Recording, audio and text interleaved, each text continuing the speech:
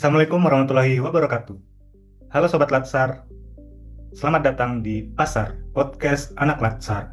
Ruang kita berdiskusi, membahas isu-isu kontemporer yang mempengaruhi kehidupan kita sehari-hari. Perkenalkan, nama saya Michael Satria, saya sebagai host pada kegiatan ini, dan pada episode kali ini, kita akan membahas suatu topik yang sangat menarik, yang semakin dekat dengan kita, sering kita gunakan, tapi sayangnya juga semakin mengkhawatirkan. Topik apakah itu? Ya, perkembangan kecerdasan buatan atau artificial intelligence atau AI. Secara khusus kita akan mengangkat tema pada kali ini, yaitu perkembangan AI, ancaman penipuan, dan berita palsu. Sobat Tatsar, dewasa ini kita dihadapkan dengan dunia yang penuh dengan ketidakpastian, kebingungan, dan banyak manipulasi. Teman-teman pasti pernah melihat suatu kejadian, ada telepon dari orang yang tidak dikenal, mengaku sebagai keluarga, tapi suaranya sangat persis dengan keluarga kita. Atau teman-teman melihat video yang sangat meyakinkan, tapi nyatanya video itu dimanipulasi.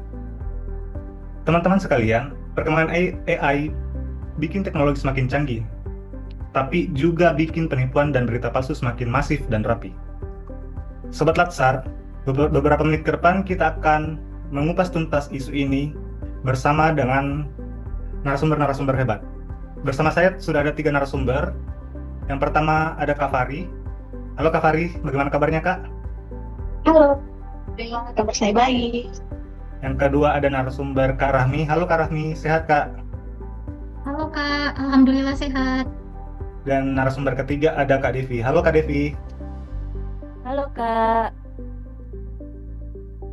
Nah, mungkin langsung saja kita masuk ke pembahasan isu kali ini. Yang pertama mungkin kita bahas terkait definisi singkat, sebenarnya isu apa yang kita hadapi ini. Kak Rahmi bisa dijelaskan nggak sih secara singkat ancaman AI yang dimaksud seperti apa bentuknya Kak?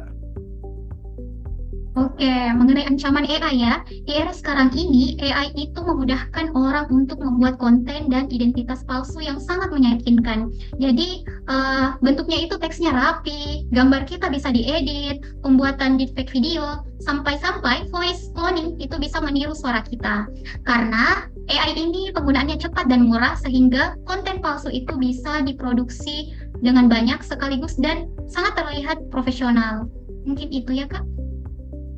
Nah, ternyata AI ini bisanya banyak banget ya Kak, dan bahaya banget kalau disalahgunain. Nah, Kak Fari, mungkin bisa dijelaskan Kak bagaimana dampaknya di dunia nyata kalau tidak dicegah secara langsung Kak? Yang paling terasa itu di dunia nyata seperti kerugian finansial karena social engineering. Misalnya, ada yang telepon untuk minta transfer, ada yang minta kode OTP, atau malah sampai ke pengambilan alih akun. Selain itu, organisasi bisa kena CAO fraud, seperti penipu meniru atasan untuk perintah pembayaran. Biaya pemulihan juga besar, waktu habis, reputasi rusak, dan data bisa bocor.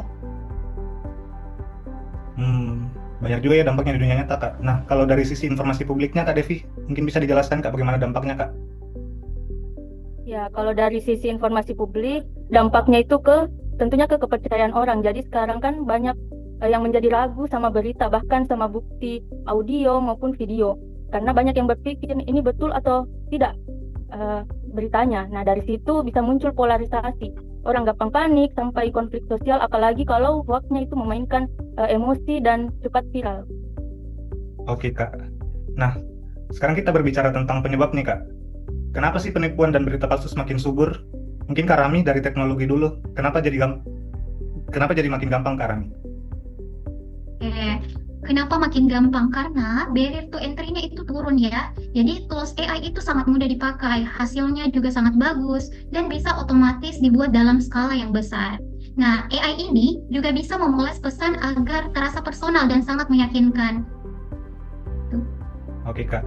Nah, aku mau tanya ke Kak Devin nih. Kalau dari perilaku dan ekosistem media, bagaimana Kak kira-kira penyebabnya? Ya, ini juga tidak lepas dari algoritma dan ekonomi atensi. Konten yang sensasional biasanya itu lebih cepat naik, ditambah lagi kebiasaan kita ya yang sering refleks berita pas lagi emosi, entah itu pada saat takut, marah atau panik. Nah, itu semua jadi bahan bakar utama penyebaran hoax.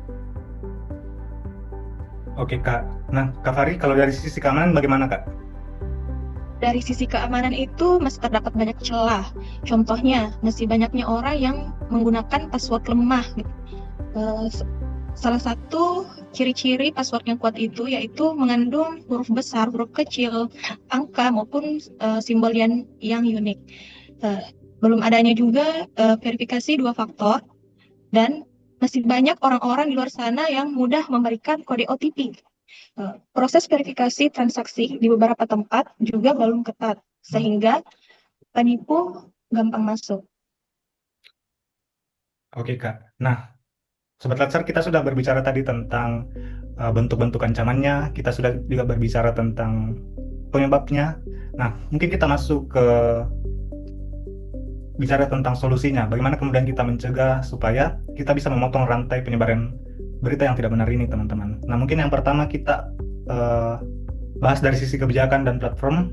Kak Rami, Kak Devi, maaf Kak Devi, kira-kira apa yang penting dari sisi kebijakan dan platform, Kak? Ya, solusi yang pertama, berbasis AI apalagi yang sensitif perlu dikasih label atau watermark biar konteksnya itu jauh lebih jelas. Kedua, platform itu harus punya sistem yang cepat buat deteksi bot. Jaringan juga perlu terkoordinasi dengan baik dan langsung menurunkan konten penipuan. Ketiga, harus ada kanal klarifikasi resmi yang gecep kalau lagi ada berita hoax besar. Nah, oke Kak. Nah, kemudian kalau di tingkat organisasi atau perusahaan, kira-kira apa yang paling penting Kak untuk kita lakukan? Kak Fari mungkin Kak, silakan Kak.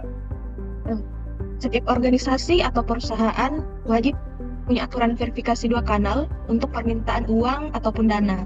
Misalnya, kalau ada chat tanda kutip bos minta transfer, kita harus melakukan verifikasi terlebih dahulu dengan menelpon balik ke nomor resmi dan approval berlapis. Terapkan verifikasi dua faktor, email security, dan latihan simulasi phishing bagi karyawan di organisasi ataupun perusahaan. Oke Kak, kasih jawabannya Kak. Nah, untuk pendengar di rumah nih Kak, kira-kira ada nggak sih 3 langkah teknis paling praktis untuk dilakukan oleh teman-teman di rumah? Kak Rahmi mungkin bisa jelaskan Kak sedikit. Oke, jadi 3 langkah teknis yang bisa dilakukan oleh pendengar di rumah ya. Yang pertama yaitu kita aktifkan verifikasi dua faktor dan jangan pernah kita berikan kode OTP yang masuk. Kemudian yang kedua, jangan percaya bukti yang sifatnya tunggal. Misal, ada orang yang mengirim satu video atau voice note, kita harus lakukan konfirmasi dulu ya. Jangan langsung kita percaya atas berita yang ada. Kemudian yang ketiga, pakai aturan 60 detik sebelum share. Jadi sebelum kita share teman-teman, kita perhatikan dulu sumbernya dari mana, tanggalnya, kemudian apa isinya, apa inti dari berita atau informasi yang masuk. Mungkin itu. Baik Kak, terima kasih untuk jawabannya Kak Rahmi. Nah, Sobat Latsar, kita sudah berada di akhir segmen pada podcast kali ini. Mungkin sebelum kita akhiri, kita ngobrol sedikit terkait peran kita, bagaimana kemudian kita mencegah atau memutus penyebaran dari berita-berita palsu ini yang dihasilkan oleh AI. Kalau dari saya sendiri, singkatnya, peran kita apa? Ya, jadi pemutus penyebaran. Teman-teman perlu kita ketahui, AI itu tidak jahat, AI itu netral, yang jahat adalah penggunanya, teman-teman. Jadi kita harus bijak untuk menggunakan AI ini sendiri, teman-teman. Nah, untuk Kak Devi, bagaimana Kak peran kita? Ya betul, Kak Michael. Intinya kalau masih ragu, mending jangan disebar dulu kalau dapat berita. Kalau mau koreksi dulu, lakukan dengan tenang dan sertakan juga sumber yang jelas. Oke, Kak Devi. Kak Fari, gimana Kak?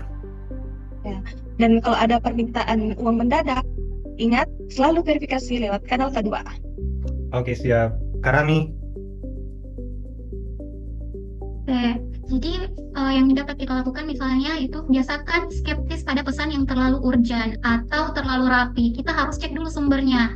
Kemudian jadi kuncinya kita itu bukan menghindari AI ya, tapi bagaimana kita beradaptasi. Kita perlu menjadi pengguna yang kritis karena di era AI ini skeptis itu bukan negatif ya teman-teman, tapi sebagai bentuk perlindungan diri kita terhadap ancaman yang ada. Oke Kak, terima kasih jawabannya Kak. Nah teman-teman Sobat Latsar, kita sudah berada di penghujung segmen kegiatan podcast kita hari ini. Jadi teman-teman, AI bikin penipuan dan berita palsu semakin meyakinkan, tapi bisa kita lawan dengan kebiasaan sederhana. Verifikasi, amanin akun, dan tahan 60 detik sebelum share.